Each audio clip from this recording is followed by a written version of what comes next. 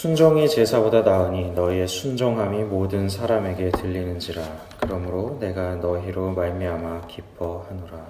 오늘 우리에게 주시는 구약 성서의 말씀은 이사야 45장 1절에서 7절까지의 말씀입니다.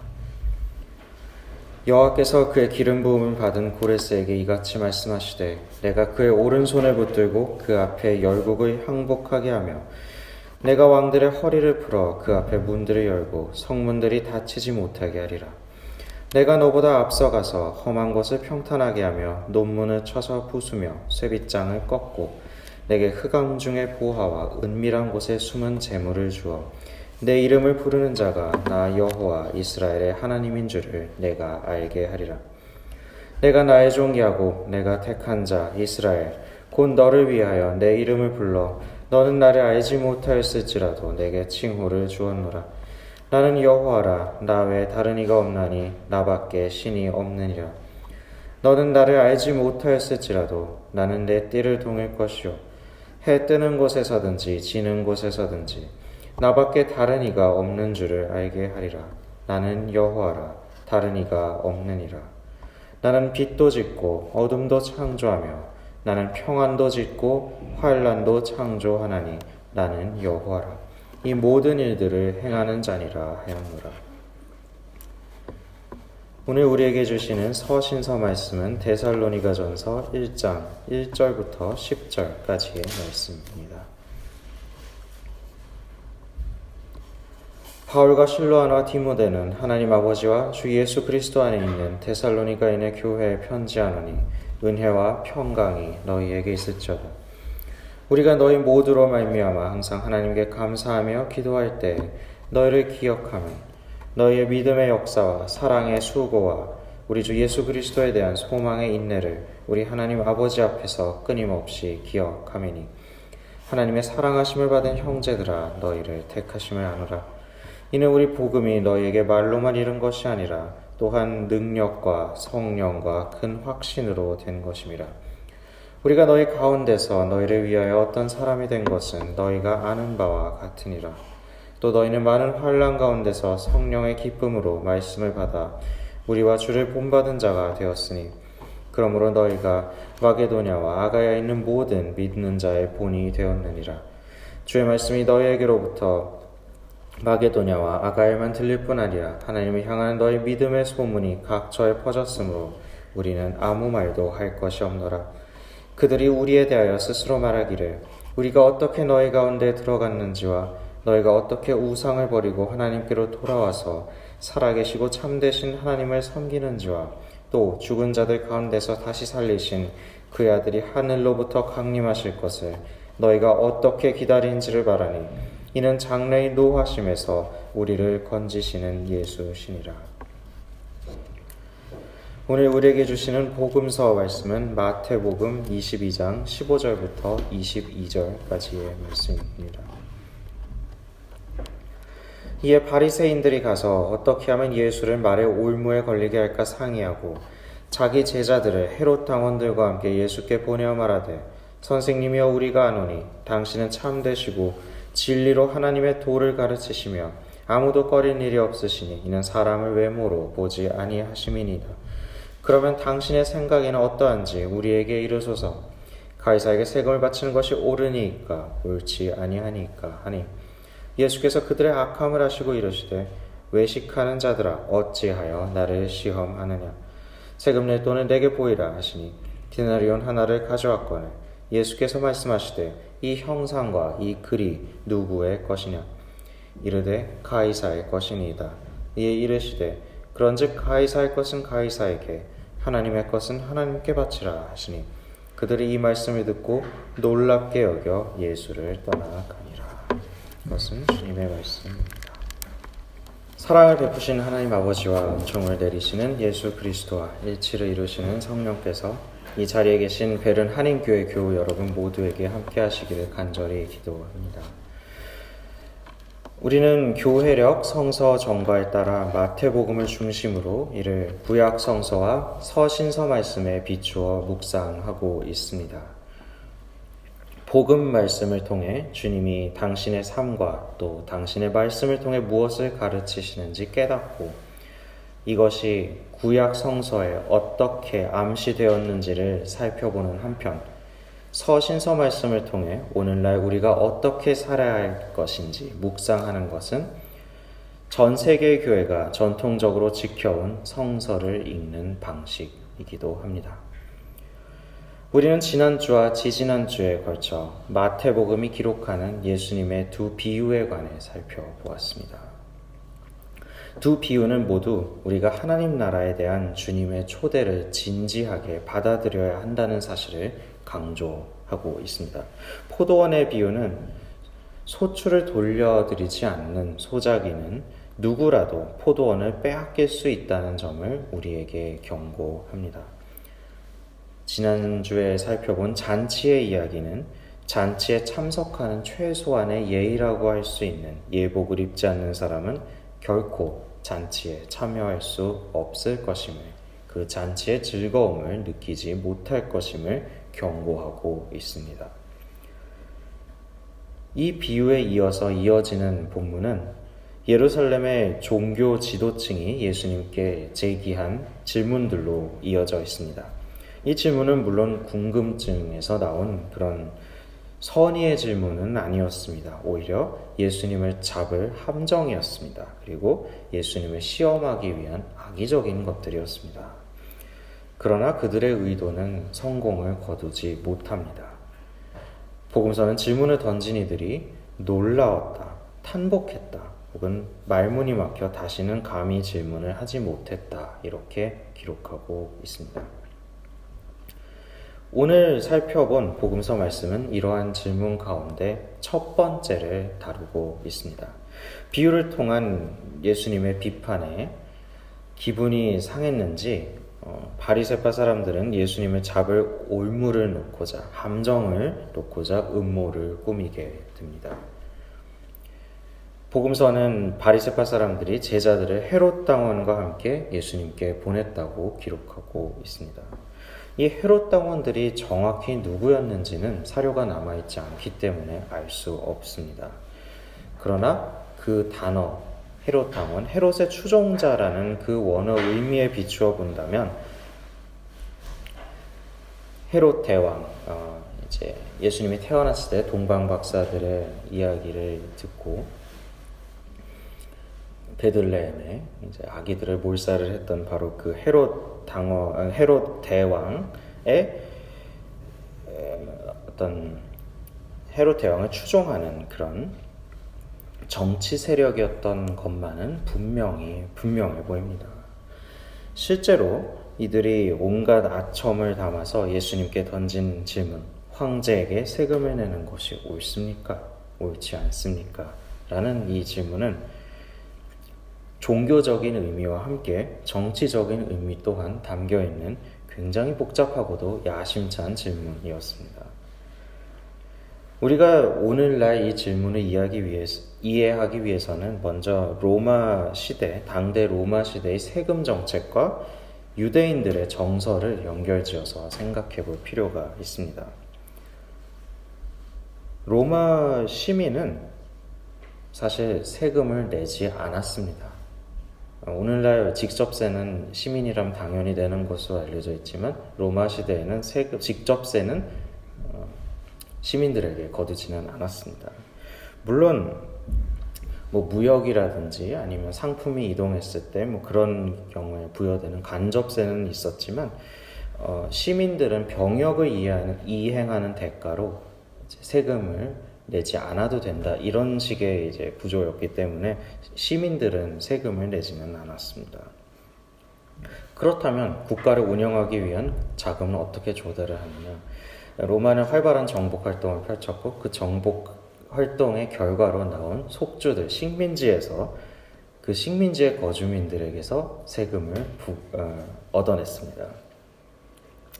그렇기 때문에 이 세금을 낸다는 것은 그 자체로 시민이 아니라 뭔가 좀 열등한 그런 예속을 상징하는 굴욕적인 의미이기도 했습니다. 또한 로마의 화폐에는 이 대제관, 대제사장이자 또한 신격화된 황제의 아들인 누구누구라는 그런 글귀와 함께 당대 황제의 초상이 새겨져 있었습니다. 그렇기 때문에 이를 소지하고 또 이를 사용한다는 것은 유대인들의 입장에서는 10계명의 1계명과 2계명을 같이 어기는 상당히 불경한 행동으로 여겨질 소지도 있었습니다.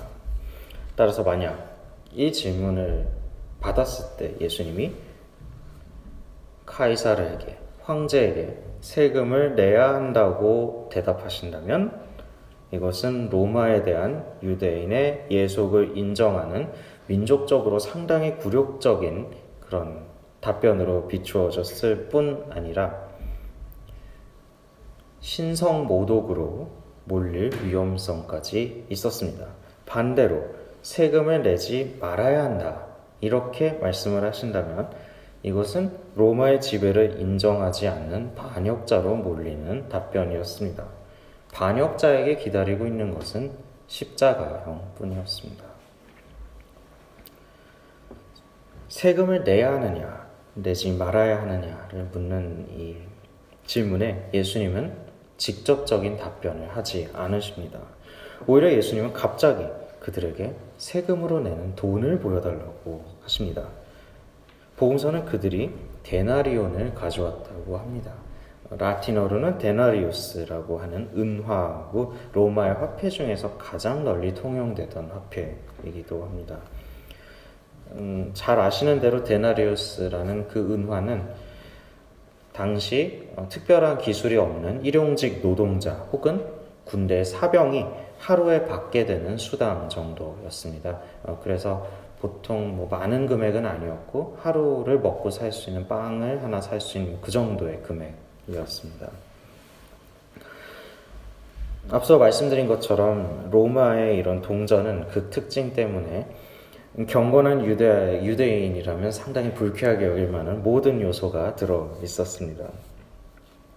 그리고 로마 당국도 이것이 유대인들의 심기를 상당히 불편하게 할 것이라는 것을 알았기 때문에 이 문제가 또 민감한 상황이라는 것을 알았고 그렇기 때문에 조금 배려를 했습니다. 사실 로마의 식민지 정책은 막 억압적이고 이렇게 하기보다는 당대 문화를 상당히 존중을 했고 특히 유대인들은 오랫동안 성전을 중심으로 해왔던 그런 전통이 있다는 것을 알았기 때문에 그리고 유대인들에게 성전과 종교가 얼마나 중요한지 로마인들도 알았기 때문에 그 부분에 있어서는 상당한 자치를 허용하는 것이 로마의 관리였고 황제 숭배도 다른 지역과는 달리 유대 지역에 대해서는 황제 숭배를 면제하고 있었을 정도였습니다. 그리고 여기에 덧붙여서 혹시 이 주화가 문제가 될 수 있기 때문에 유대인들이 스스로 로마 주화에 준하는 화폐를 발행해서 사용할 수 있을 정도로 배려하고 있었습니다.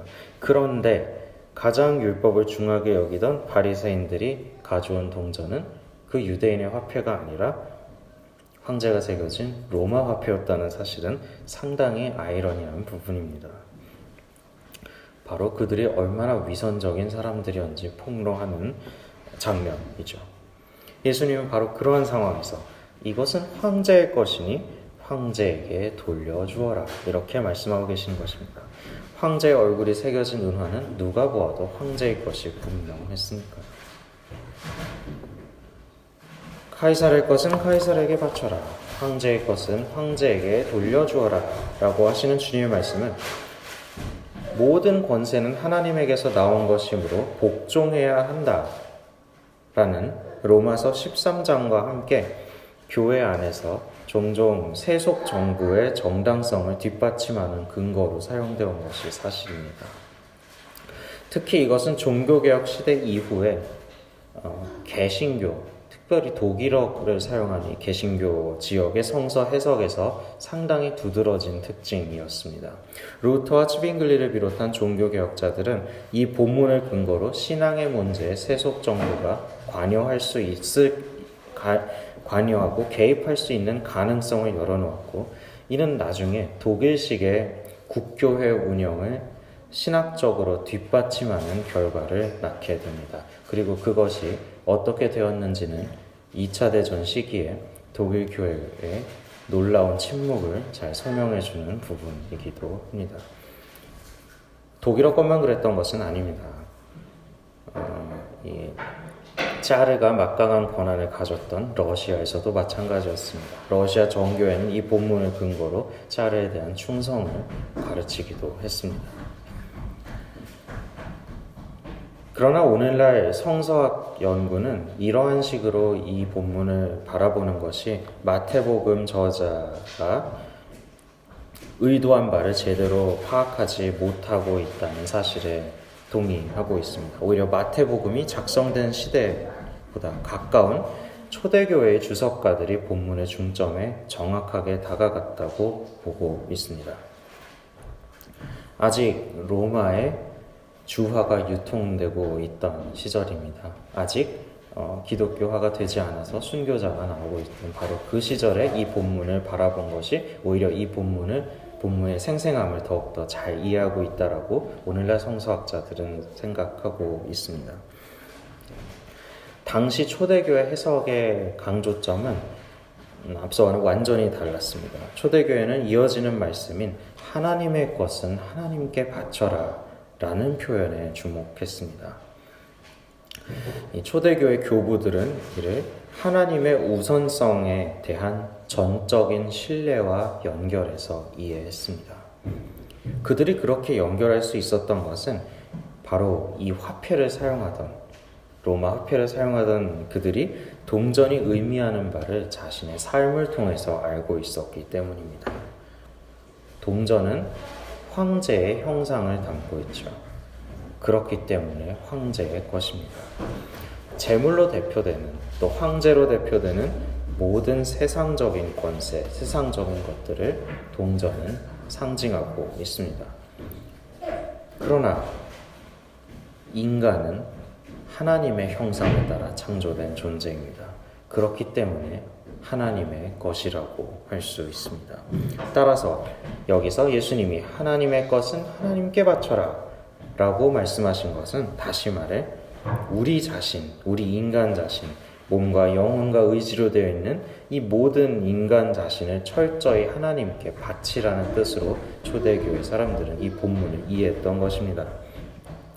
이를 감안해서 예수님의 말씀을 다시 읽자면 이런 의미가 될 것입니다. 황제에게 돈을 바치는 것, 그것은 중요한 문제가 아니다. 그러나 하나님은 주님이시다. 그리고 주님은 당신의 절대적인 권리로 우리의 마음, 우리의 입술, 우리의 시간을 요구하신다. 우리가 하나님의 주님 되심을 인정하고 하나님의 것, 하나님의 형상이 담긴 하나님의 것, 다시 말해 우리 자신을 바치는 삶을 살아간다면 황제의 것을 황제에게 바치는 것은 사실 고민할 필요가 없는 문제입니다. 오늘 우리가 교독한 시편이 노래하듯 만국의 모든 신들은 우상들이지만 주님께서는 하늘을 지으셨기 때문입니다.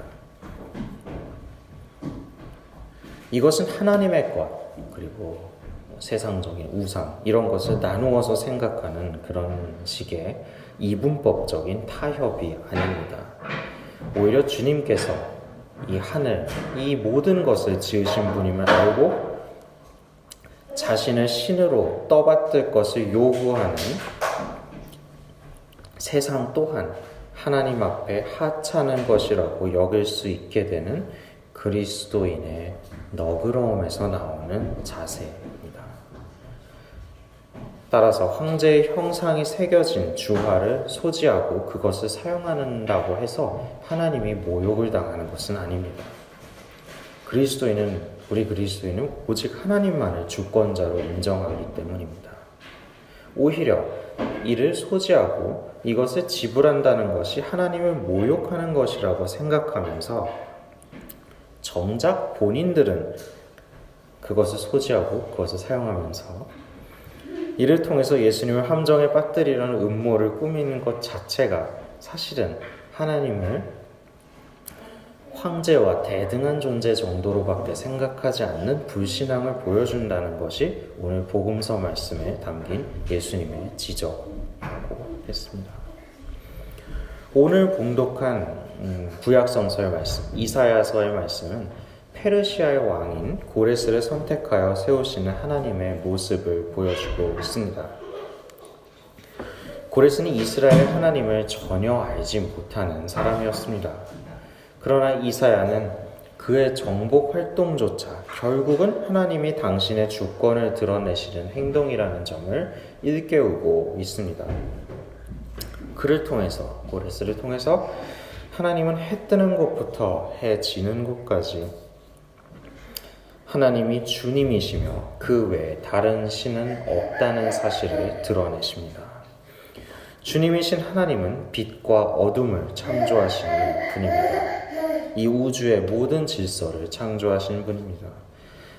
인간이 갈망하는 평안, 그리고 우리가 회피하고 싶은 재앙을 주관하시는 분입니다. 그런 하나님을 알지 못하는 고레스를 택하여 기름을 부으십니다. 우리의 짧은 지식으로는 도대체 이것은 하나님을 모욕하는 것이 아닐까 이렇게 생각이 되겠지만 하나님은 그런 고레스를 택하여 기름을 부으셨습니다. 그러나 여기에서도 영광을 받는 이는 오직 하나님뿐이십니다. 초대교회는 하나님을 주님으로 고백하며 하나님께 복종하는 일이야말로 모든 계명 중에 으뜸 가는 계명이라고 보았습니다. 하나님의 전적인 주권을 인정하는 일은 다른 모든 계명들을 포괄할 뿐 아니라 그 모든 계명을 초월하는 계명입니다. 하나님의 전적인 주권을 인정하는 그리스도인에게 이 땅에서의 삶은 나그네에 불과합니다. 그리스도인은 하나님 나라의 시민권을 가진 존재이기 때문입니다. 그리고 하나님 나라의 시민권을 가진 그리스도인은 이 세상에서는 그저 단기 체류증을 가진 외국인일 뿐인 것입니다. 수없이 많은 고초를 겪었던 초대교회 그리스도인들은 신앙을 위해 박해를 감내하는 삶이야말로 때로 그것이 순교를 요구하더라도 우리의 목숨을 요구하더라도 그런 박해를 감내하는 삶이야말로 그리스도인이 이 세상에서 그저 나그네와 같은 존재이며 이 세상에 어떤 미련도 둘 것이 없는 존재이며 다만 하늘나라의 시민권을 가진 존재임을 가장 분명하게 보여주는 증표라고 믿었습니다. 오늘 우리가 봉독한 서신서 데살로니가 전서에 나오는 데살로니가 교회의 모습은 그러한 초대교회 믿음이 어떤 것이었는지 구체적으로 보여주고 있습니다. 그들은 방문객을 환대했습니다. 우상을 버리고 돌이켜서 살아계시고 참된 하나님을 섬겼습니다. 그리고 그리스도의 다시 오심을 간절히 소망하며 이 세상을 하찮게 여기며 살아가고 있었습니다. 이로 인해 그들은 종종 환난과 고초에 직면해야 했습니다. 그것은 황제에게 세금을 바치지 않았기 때문에 겪어야 했던 그런 고초가 아니었습니다.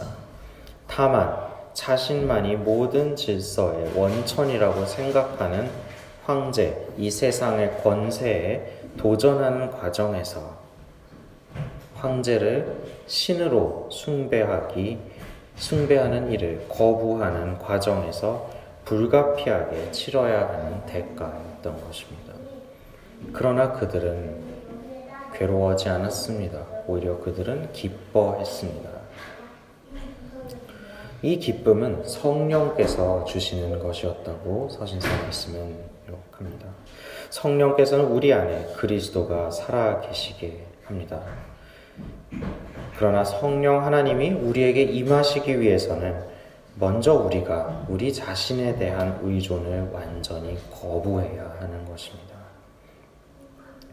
우리가 우리 자신이 얼마나 연약한 존재인지, 우리 자신이 한계를 지닌 존재인라는 점을 인식할 때, 그리고 그럼에도 불구하고 우리를 회복하시는 하나님의 권능을 우리의 삶으로 증언할 때,